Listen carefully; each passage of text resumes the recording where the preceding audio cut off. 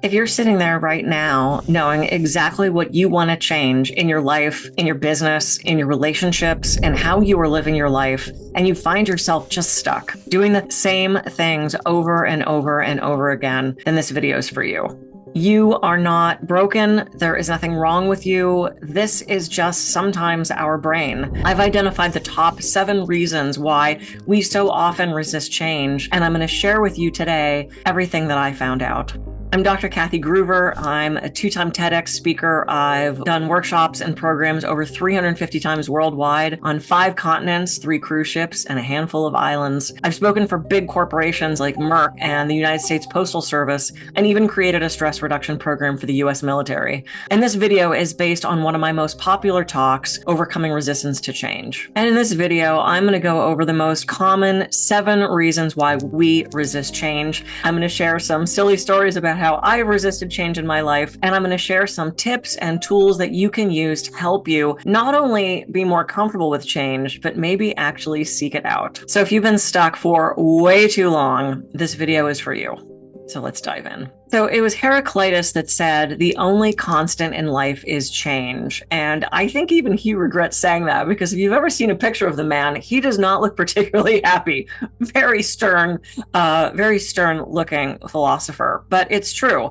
I was literally in a yoga class this morning, and the woman said, you get into this pattern and you get into this comfortableness with whatever's happening in your life, and then something changes. And you're like, and then you get comfortable with that pattern and that routine and that method, and then that changes. And I found this recently in my life. So many things that I was relying on to be a constant have changed. And I found the more I fought that, the more unhappy I was. So in this video, I'm going to talk to you about those reasons why we change. But first of all, I just want to acknowledge, I know this from my own life, change causes stress. Right. And if you need to refer back to any of my stress videos, I have several here about conquering your stress and ways to meditate, do mindfulness practices, that sort of thing.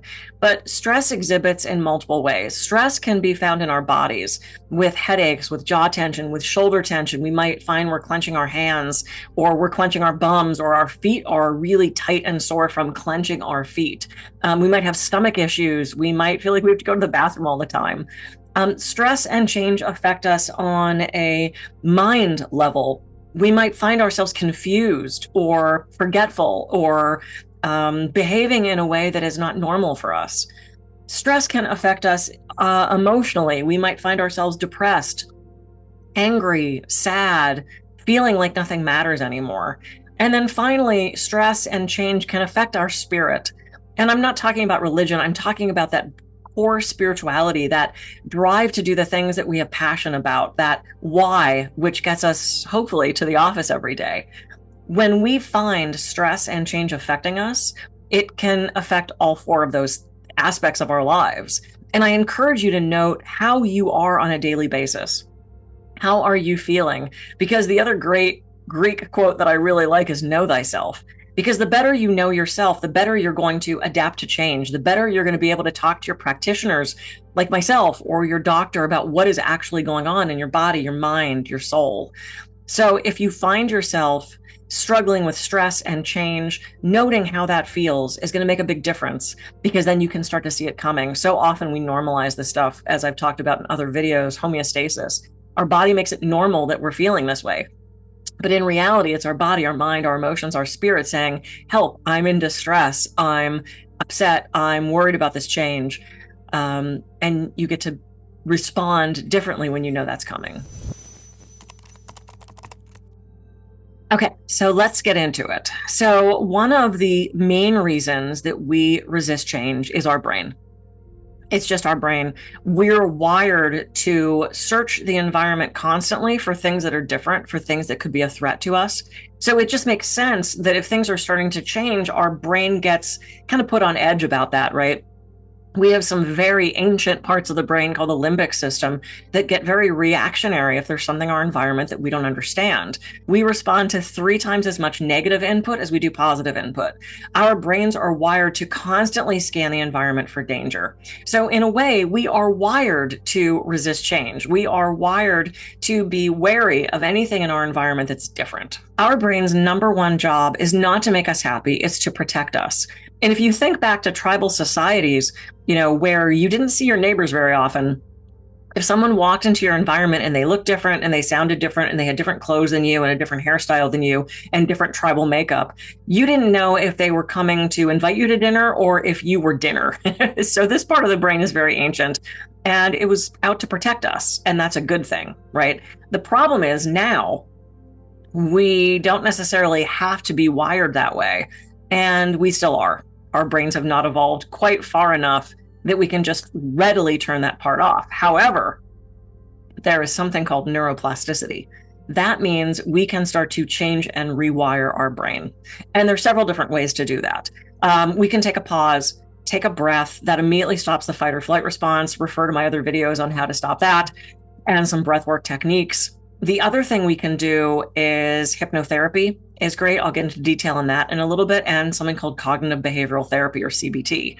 I'll also expand on that in a second. The second reason that we fear change is fear. And I actually like to use the acronym false evidence appearing real.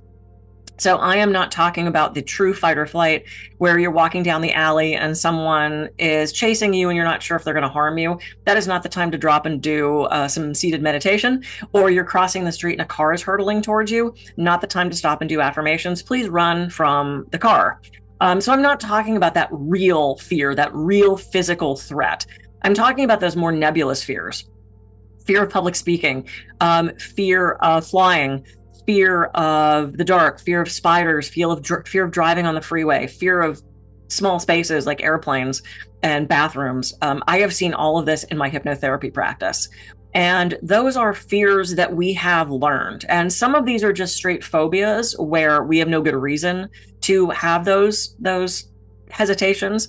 Some of it is conditioned into us. Maybe we were attacked by a dog when we were a kid, and now we look at every dog as a threat, even though we're in our 60s. Perhaps your brother dangled you out of a window when you were a baby, and now you have a fear of heights. Because honestly, we are only born with two fears when we are a baby, loud noises and falling, which would make sense as a small child.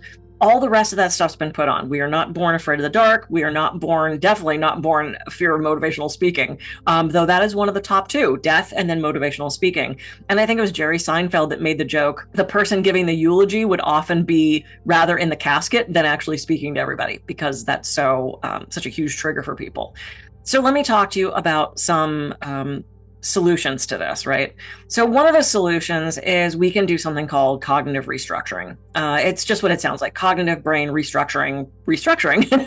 And it usually involves a chart where you look at a trigger and your emotional reaction to that thing, the phrases that you tend to use around that trigger, and then it helps you reframe that into something else. It's a huge piece of cognitive behavioral therapy, which I'm sure a lot of you are familiar with. The other thing that's great for fear and our brain is hypnosis. Now, I am a hypnotherapist. Even if I wasn't, I would recommend hypnosis. It's truly one of the best methods for making changes in our brain. Let me just dispel some myths about hypnosis. You're not going to get trapped in hypnosis. So all those movies where the hypnotherapist passes out or something and the person's trapped, it doesn't work that way. You would eventually just open your eyes and go, oh, Kathy's on the ground. And you would hopefully call 911. The other thing that it's not true is you can't do things in hypnosis that you wouldn't do otherwise. So if I hypnotize you and tell you to run down the street naked, unless you would do that out of hypnosis, you're not going to do it in hypnosis. You're not going to give me your PIN number for your ATM card. You're not going to give me your social security number. You're not going to turn over all your money to me. You're not going to do some horrible crime, unless these are things that you would have done anyway. Can't make you cluck like a chicken, all these things. We often see stage hypnosis shows and we think those are real, and they are. But the hypnotist is really specific about who they pick. They want to pick someone who's called a somnambulist, who's incredibly suggestible. And then they also want to pick people that want to have fun. So often they'll say, who wants to get up here and have fun? And they're going to be the best stage participants because they want to have fun and they're very suggestible. So that cannot happen to you when you're sitting in my office in my zero gravity chair. But it's great for shifting your focus, for stress, for anxiety, for fears and phobias, quitting smoking, losing weight, pre and post-op hypnosis. Really, really great. So these fears that we have are often influenced by other people, right? Everybody wants to share their horrible experience with the last flight they took. Everybody wants to share the horrible experience with their knee replacement. And we start to give in to this peer pressure almost, right? You have to remember misery loves company. And everybody wants to share these bad things that happened in order to kind of get everybody on their side. It's a very interesting psychological phenomenon that I've seen in a lot of people. This is also instilled in us from childhood. And I had family members visit. I'm in Santa Barbara, California, right on the beach. And I had family members visit from a very landlocked place.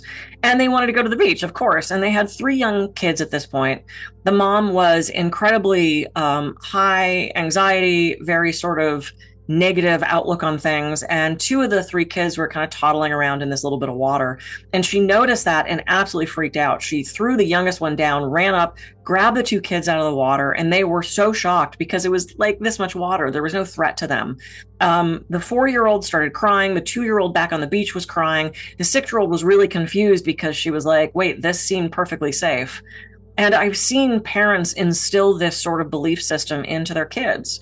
And I know as parents, we want our kids to be safe and protected, but to raise them in a way that they believe every single thing is scary. Now, not to say the world in moments is not a scary and dangerous place, but when that's all you believe to be true. And I now know these kids as full-blown adults, and they live so small, and they don't take risks, and they have such fears in their life because that's sort of how they were conditioned as a kid. Hypnosis is a great way to undo this. Same thing with cognitive restructuring and other components of cognitive behavioral therapy. So we're getting this from all sides, right? The fear is coming from people we know, people we don't know, the news, the media, the government, the social media, our childhood. We can always assume it goes back to childhood. But there's a couple solutions. Cognitive restructuring, being around people who love and support you and looking to people who change has come easily for. Making sure you're in a place of psychological and emotional safety is a great way to start to overcome that resistance to change. By the way, if you'd like me to come to your next event, conference, workshop, or retreat so that I can share these 7 reasons we resist change and offer some solutions so that your team and organization can grow, be less resistant to change, more resilient, and with a growth mindset, go ahead and click the link in the description below. It'll take you right to my website where you can book a call directly with me, and we can talk about how I can be of service to your organization. So click that link, and now back to the content. So the 3rd reason we resist change is stubbornness. Sometimes we just get it in our head that we're not going to change, and we won't. It's that I said I wouldn't, so there. And I have seen politicians from both sides of the aisle get completely lambasted for some decision they made back in the 90s. Never considering maybe they're not wishy-washy, maybe they're not waffling on an issue, maybe they've grown, evolved, and learned more about what was happening. And so often people want to stay stuck in this energy. There's this rebel that says, I'm not going to do it, or you can't tell me what to do. I have absolutely seen this in my own life.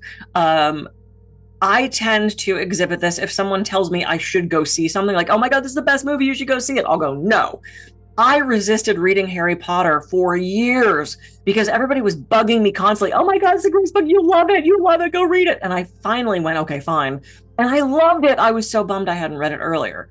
So are you just being stubborn? And oftentimes this stubbornness goes back to, what are people going to think? What are people going to think if I change my mind? What are people going to think if I was so strongly opposed to something and then I say yes? You know what? First of all, I just want to talk about what other people think. It's none of our business what other people think of us. It just isn't, right? And I can venture to say, no matter how old you are, that at some point in your life, someone thought something negative about you. Someone thought something bad about you, or cranky about you, or mean about you, and you're still here, right? I'm sure people think things about other people all the time. We don't know about that. That is not harmful to us. So don't worry about what other people are thinking. You have to follow, and this phrase is starting to get old, but you have to follow your true north. You have to think about your why. You really have to recognize what you want. And if you want to change your mind, and if you want to release that stubbornness, This is the time to give yourself permission. Give yourself permission to change. Give yourself permission to look at things a different way. Give yourself permission to change your mind and be open to a different point of view. Look to your values and see if you can use your values to make this change. I value contributing to my company. I value honesty and integrity. And now that I've learned more about this situation, I'm willing to change my mind. It's this very much worried about these other people. And it's so funny. I had a client who came to me for a coaching session and she looked really upset. And I said, hey, you look a little off today. What's going on? And she said, I have something really big to tell you. And I said, okay. And I judge nobody, right? I've heard it all. People can't shock me anymore. And she said, I'm having an affair. And I said, okay, do you want to tell me more about that? And she goes, yeah. I'm having an affair with meat. And I looked at her and I went, the guy's name is Meat? And she goes, oh, no, because I needed to hear about that. She goes, oh, no, I should explain. I'm sorry, I should explain. She said, my husband and I agreed to be vegan and I can't stand it. And I am sneaking out of the house and I'm stopping at fast food restaurants or I'm going to restaurants and I'm eating meat. And then I'm having like broccoli or salad or something before I come home so that he can't smell it on me because I'm miserable not eating meat. So I'm off having an affair with meat. We both kind of at that point started laughing. And I said, well, what is your fear of telling your husband that this isn't working for you? And she said to me, but what's he going to think? And I said, honey, you've been married to him for 25 years. You tell me, what's he going to think? And she sat with that for a second. And she finally said, he did say that if this wasn't working for either of us, that we could like change it. She said, maybe I need to talk to him and tell him this isn't working for me. And I said, honey, I think that's an incredible idea. He loves you and he wants the best for you. And maybe this isn't working for him either. You don't know, you haven't talked about it. I said, but I would really recommend not running off and having an affair with meat anymore. You've got to tell him. So she leaves my office. She comes back a couple weeks later and she's like, I talked to my husband and he completely understood. He was so like sympathetic to what I was dealing with and said, my God, I wouldn't want you to be suffering and unhappy. Please go back and eat meat. He goes, I'm actually really enjoying it. I feel really healthy and really good. So I'm going to stick with it. He said, but by all means, eat what you need to eat to feel good about yourself. And just don't cook bacon in the house because that's going to put me over, which I've had a lot of vegan friends say. She was so worried about his judgment and what other people were going to think that she hid this from him. And she gave herself permission to change her mind. Her stubbornness in sticking to something that wasn't working for her clearly wasn't working for her because she wasn't sticking with it, right? Even in her stubbornness, she found this sort of out, right? So if you find yourself just being stubborn, at some point you just have to relax into it and say yes. So the fourth reason why we resist change, and this is a really sticky one, it's secondary gain. Secondary gain is when you are benefiting by staying stuck. You are getting special treatment at work because of your back. Your spouse is cooking all the meals because your wrist hurts. I'll give you an example. My mom died when I was 18. And I was a senior in high school at that point. And my senior year in high school, I was doing all these plays. I was in dance class. I was directing. I was taking still a full course load, even though I was a senior. I was just that type A kind of person. And my English teacher, who I'm still in touch with, he's one of the huge influences in my life. Anyway, I was really exhausted one day. I was so tired and I got to class and I realized I didn't write the paper that I was supposed to write that was due right then. And my English teacher comes up to me and he says, Kathy, how many days do you need? Do you need some extra time? I know your mom's not doing well. And I suddenly realized, oh, I can play the sick mom card and get out of classwork because it wasn't because my mom that I didn't do the paper. I was in play practice the last 2 nights and I totally spaced and forgot. But my 17-year-old self at that point was like, yeah, it's my mom. I took advantage of that. Now, I'm not proud of doing that, but that's an illustration of what secondary gain is. I realized if I played the sick mom card, I got special treatment. often we don't realize we're doing this. This is a very insidious thing, and it kind of sneaks up on us. It's Carolyn Myss talks about emotional currency and how we lead with our wounds. We lead and relate to other people by telling them what's wrong in our lives. I just got divorced. My husband's a jerk. I don't, whatever the story is, right? It allows us to connect to people, but unfortunately, we're connecting to people on this very kind of negative issue. And when we make that kind of connection, it's hard for that relationship to grow further because all we do is we lead with our wounds. We connect with our wounds. And yes, we do need to find people, everyone has baggage, right? We just have to find someone with a matching set is what I've heard said.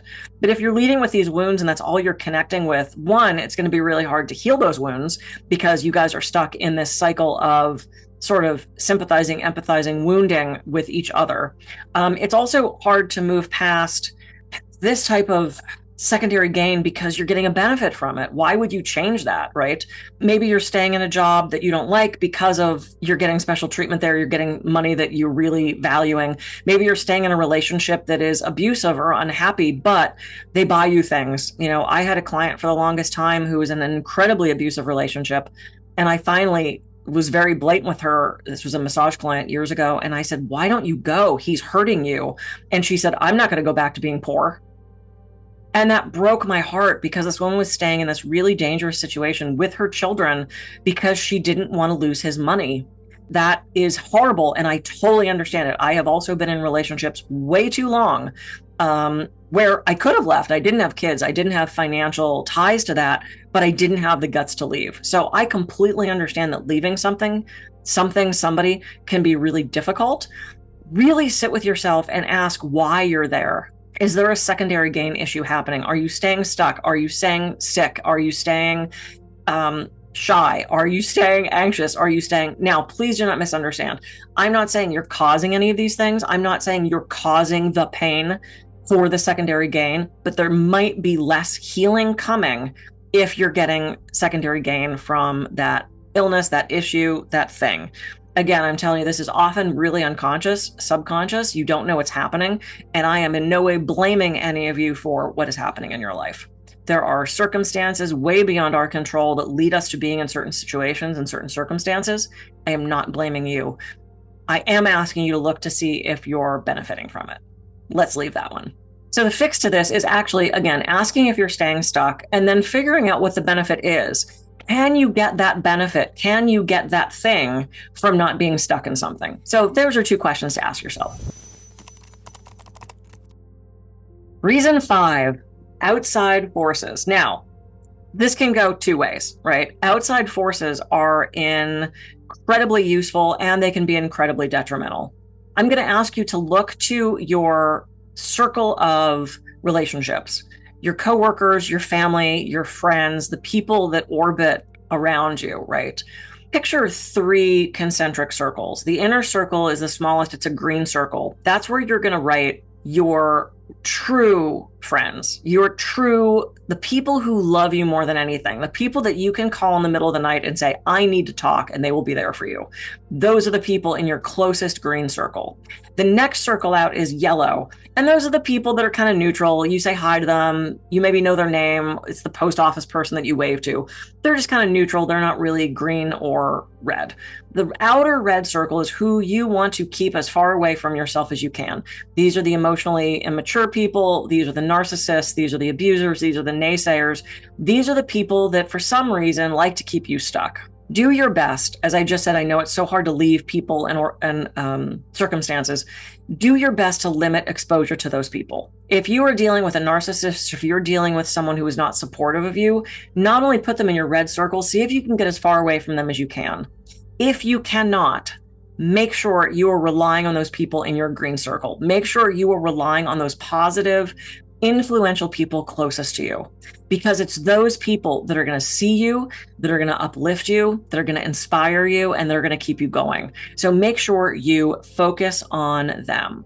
Outside forces who are psychologically and emotionally unsafe are not only going to keep you from readily changing, they're going to keep you stressed, they're going to keep you on edge, they're going to keep you in a state where you are not a good communicator, you're not a good leader, you're not great in relationships. Do your best to limit time with them. Now, As I said, the people in that green circle, on the flip side, positive influences. Oh, the outside influences can be so incredible for us because these are the people that are going to encourage you to safely change. I just want to share a brief story about this. When I was in junior high, I was teased, bullied, picked on, beat up. For some reason, everybody had it out for me. And there were two girls in particular during my earlier school years that just made my life hell. And I started acting in 5th grade. I was in 2 of the school plays, and I knew at that point that was going to be my career. And in 7th grade, this woman showed up to our school named Mrs. Ireland, Marge Ireland. She has since passed on, but she was, well, I'll tell you about her.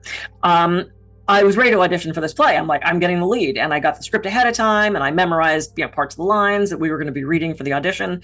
And I walked in to do the audition, and we were all in one big room. I thought we'd come in, audition, and leave. No, no, all in one big room. And I look in the back, and my nemesises are there. I'm not going to say their names because they're still in my life on Facebook, but they were in the back row. And the second I walked in, it was, and I knew they were talking about me. And in 7th grade, we all had such happy 7th grade lives. In 7th grade, this was really scary for me. And the second I saw them back there, I froze and I didn't want to be there. And I was really hoping that the bell would ring before I got to audition because I kept delaying. I kept waiting. I was going to go last and hope that everyone was gone. And finally, it was my turn. I was the last person to go, me and this other really shy boy. And we stood up, and as soon as I got up on this little stage in front of the room, I look back, and there's these 2 girls clearly looking at and laughing. And I did the shittiest audition. It was so bad. Now, Marge Ireland was not a teacher in my school, so she had no idea who I was. She didn't know that I was an incredible reader. She didn't know I had done theater before. Blank slate with this woman. And finally, I get down off the stage and she goes, okay, well, that's everybody. And the bell rings. And she started to dismiss everybody. And I was gathering books. And she goes, hang on a second. She goes, Kathy, right? This was after everyone had left. And I said, yeah. And she said, what was that? And I said, what? And she said, what was that? That was awful. And I went, oh, well, I, and she stops me and she said, was someone here bothering you? And my first thought was, oh God, I don't want to get anybody in trouble, right? So this very scared part of me came out and I said, well, no. And I made some excuse. And she said, I think you can do this better. Would you do it again? And I was the only one there. And I looked around and I said, yeah, but there's nobody here to read with me. And she said, I'll read with you. And so she handed me the sides and she sat down and I got up on stage and she said, take a minute, just breathe. And so I took a couple deep breaths and I read the script the way I wanted to read it. And it was really good. And she put the papers down and she looks at me and she goes, that's what I thought you could do. Okay, you can go.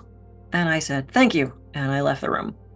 A couple days later, she posted the roles. And yes, if you've seen the TV show where they put them up on a piece of paper in the hallway, that's how they often do it. And I ran over and I found my name and she gave me the lead, much to the dismay of everybody else that was at the audition because I sucked. It was bad.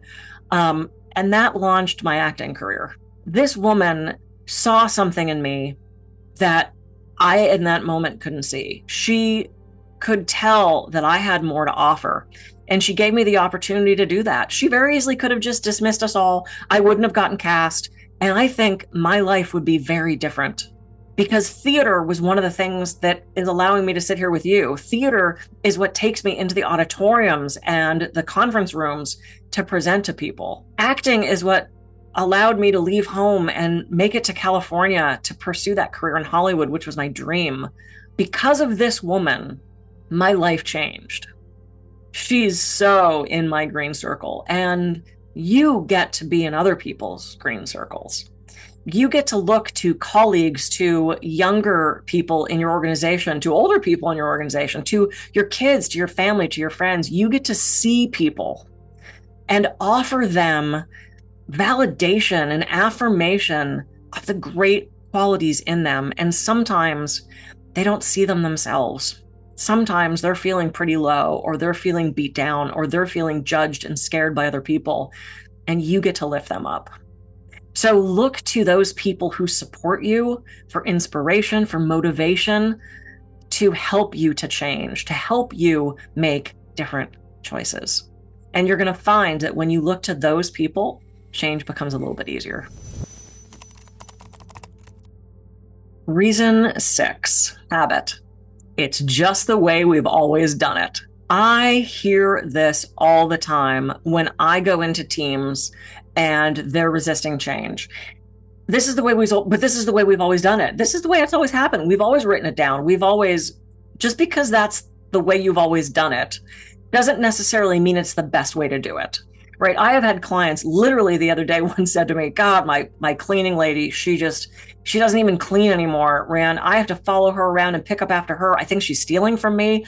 And I go, oh my God, why don't you fire her? Oh, I don't have the heart. She's an older woman and she's been with me for so long.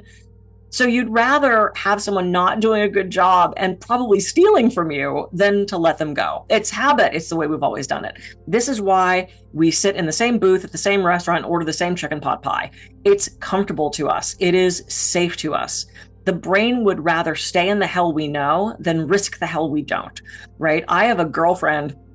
She's back on the dating apps and she said, Kathy, I swear to God, I have dated the same guy in 7 different sweaters. Our brain moves towards what it's familiar with. Our brain moves towards what it knows because that way it's safe. And like I said, our brain is constantly looking out for danger. So if it just stays in its lane, it stays on the same freeway, it stays in the same booth, we can't get hurt. Not true, but that's what our brain thinks if we just keep it simple in the same way, right? Do something for me right now, wherever you are sitting, standing, unless you're driving, don't do it then. Go ahead and cross your arms across your chest. Right now, do it the other way. It's so weird. And some people actually find this really easy. I've been in audiences where they just keep switching back and forth. To me, it feels really weird to do it this way. But just because it's weird doesn't mean it's wrong. It's just new. And if you started doing it the opposite direction, like even just sitting here now, the longer I sit here, the more comfortable it feels. One of the ways to get over this idea of habit, it's the way we've always done it, is do it a different way. And do it that different way until that becomes normal, right? Drive a different way to work. Brush your teeth with your left hand if you're right-handed. That's really hard to do. Wipe your butt with the other hand. It feels really weird. But you're going to start to train your brain to accept differences as the normal. You're going to start to find that these habits that we got ourselves so embedded into, that those like wagon wheel ruts that are so hard to get out of once they are dug into the dirt, that's what our brain is doing. So if you're in an organization where you're finding people are resisting, you've got to find a way to get them on board. Do the changes in stages. Don't try to change everything at once. Listen first and then talk. Because you don't know if that change that you're trying to instigate, that you're trying to institute, maybe these people already have knowledge of that. Maybe their spouse works with that POS system. Maybe they read a recent article about how horrible that CRM software is. Listen first and see if you can get information from that. Get the people on board first who are the influencers. If everybody loves Bob and Bob's the cheerleader, get Bob on board first, and people are going to be more apt to adapt to this change. Explain the why. Why are you making this change? I know we've always done it this way. Why are we doing it this way now? Because I don't know about you, but as a kid, when I would say why and my parents would say because I said so, that didn't fly with me as a kid. It certainly doesn't fly with me as an adult. And one of the big communication breakdowns I see is people in the upper tiers of an organization make a change and it trickles down and no one tells anybody why they're doing that. Give them the reason with a why. You're going to be more apt to get buy-in for that. And give people time. They say it takes 21 days to adopt a new habit. That's true if it's something you're doing every day. If it's a once a week thing, it's probably not going to be 21 days. And at some point, how can you just get to a yes? What do you need to do in your own brain, in your own consciousness to just say, yes, I will try it this different way? There's this old story. I don't remember who originally told it. You probably heard it. A woman is making Easter dinner and she goes into the kitchen and she's going to make the ham and she slices the ends of the ham off and sticks it in the container. And her young daughter goes, Mom, why do you cut the ends off the ham? And she goes, you know what? I don't know. Why don't you call grandma and ask her? It's just the way we've always done it. And grandma answers the phone and the little girl says, Grandma, why do we always cut the ends of the ham off before we put them in the container, before we put them in the oven? And grandma says, man, I don't know. You know what? Let me ask my sister. She always does that too. So grandma gets on the phone with her sister, and the sister goes, oh, well, once when mom was making dinner, the ham was too big for the container, so she cut the ends off. And we've just always done it that way since.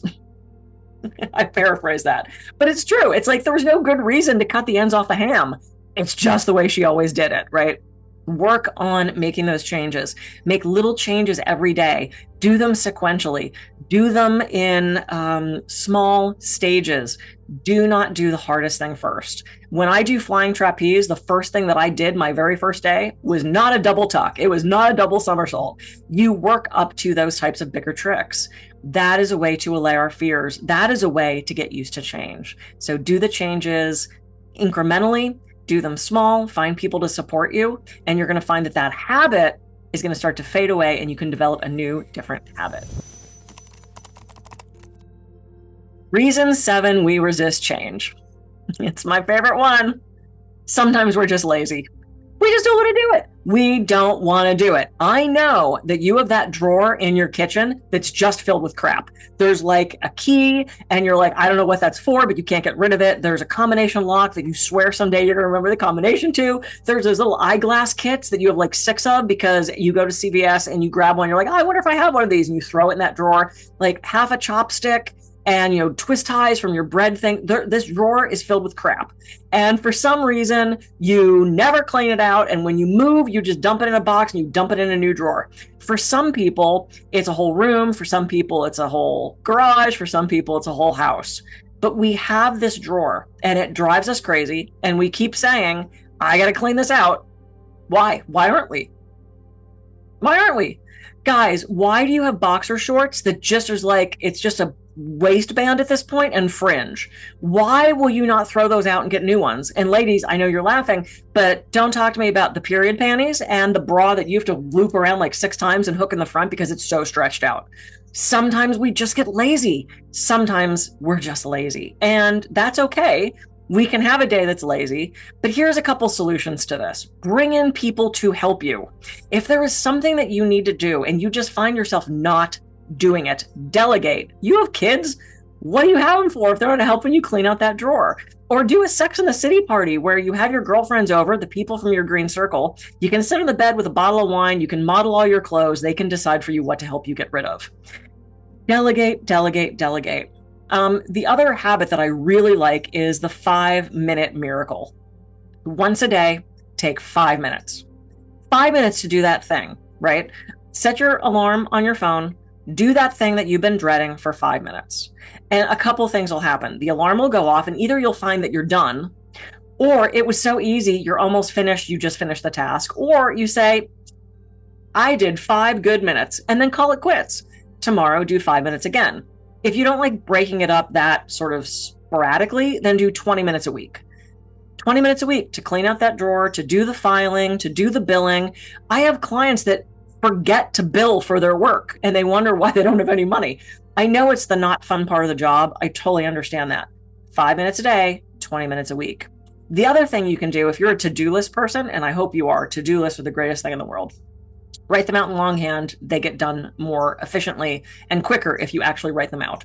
But when you write out your to-do list, note next to that task how long you think it's going to take and what the importance level is. So if it's going to take 15 minutes and it's low importance, the next one's going to take 2 hours, it's high importance, blah, blah, blah, blah. And note that, because then what happens is if you have found time, I love found time. A client cancels, your kid decides to stay after school, somebody else is picking them up, you get off carpool duty, the meeting you were supposed to have gets canceled, and you find yourself with found time. Let's say you have 15 minutes. You can look down at your list and go, oh, that's 2 hours. I'm not gonna be able to do that. Oh, this one's 10 minutes. It's kind of high priority. I'm gonna do that one. Because if you don't kind of categorize it, I like to use colors for this. If you're a color person, as far as color coding things, I like to have this method because if not, I get this found 15 minutes, and what do? Oh, I could do that. I don't know. What am I going to do? And suddenly you find yourself on TikTok watching cat videos, and you've blown that 15 minutes. There's always fun new videos on TikTok. We understand. Sometimes, though, we have to get this stuff done. And so if you know next to your to-do list how long it's going to take, it can help you be more efficient when you have that found time. And then let's face it, sometimes it's not that important to do. If you decide you want a drawer filled with crap and you're totally okay with it, then just be okay with it. Don't beat yourself up. Don't keep thinking about it. Don't ruminate in the middle of the night.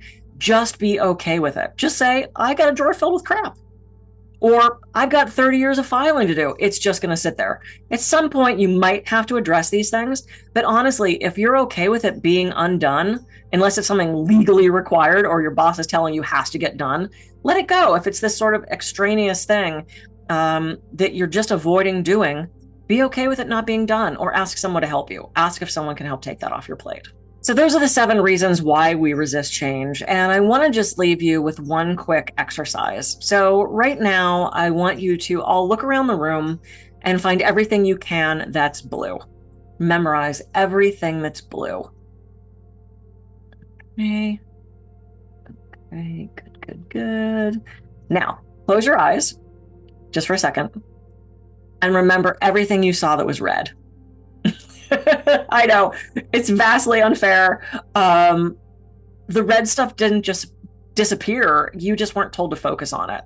You were so busy focusing on the blue that everything else faded out of your environment. Every other color, green, yellow, purple, all those things just faded away.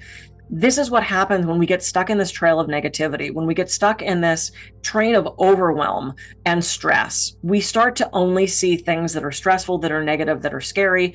This is one of the reasons we resist change, because that's all we start to see. And I talk about this in some of my other videos about how our cognitive function and our memory and our ability to take responsibility for things and our reactivity ups when we are stressed. All these things start to fade away when we are in this stress state. And because change creates stress, it becomes this perpetuating cycle, right? Where this change happens and then we start to get used to it and then more. We are so conditioned to resist this. We are so conditioned to avoid this. But with these techniques, and I have so many more also that I didn't even bring up today, with all these techniques, we have the ability to start to shift our brain, to start to shift our consciousness and our subconscious, so that we have the ability to change, to be better leaders, better managers, better team members, better partners, better parents, better humans. All of this starts to compound on us to make us better. When we are focused on the negative, we miss all the positive. So I'm going to encourage you to make a strengths list. Make a list of what you are strong in. I don't want to read your resume. I don't care about your achievements per se. But what are your strengths? I'm a good communicator. I'm relatable. I'm compassionate. I'm a good listener. I have a great sense of humor. I'm a good speaker. I'm a natural leader. I'm flexible in my thinking. I'm willing to entertain things that are not the way that I originally thought they were. Whatever your strengths are, write them down, because when you have these written down, you can refer back to them at moments that you are feeling weak, at moments you are feeling that resistance and that stress. You get to refer back to how incredible you are.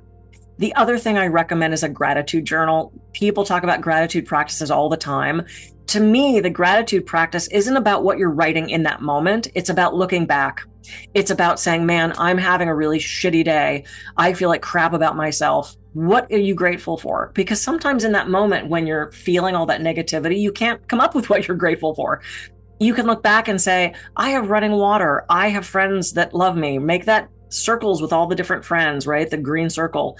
What are the things in your life that fuel you, that move you forward? Maybe it's a Mrs. Ireland type person, someone who really saw you, who allowed you to grow and evolve and be the fabulous you that you are. At times of stress and resistance to change, we need those little boosts. So keep your strengths list and keep your gratitude journal handy. So those are the 7 main reasons we resist change and just some of the tools and techniques that I teach to help overcome that. If you want to go deeper on managing stress and learning about how stress affects you and my 5 favorite techniques, including my mini meditation, go ahead and click that video that's on the screen right now and you can get my full stress reduction course completely free for you. And it teaches you how to handle stress in real time and build resilience and exercises that you can do to be stronger in the future. And if you'd like to have me come speak at your next event, go ahead and click the link in the description. It takes you right to my website where we can book a call where I can find out how I can be of service to you and your organization with stress, communication, resistance to change, navigating the narcissist, or discovering who you really are through internal family systems. Go ahead and click that link. We'll jump on a call and I'll see you in the next video.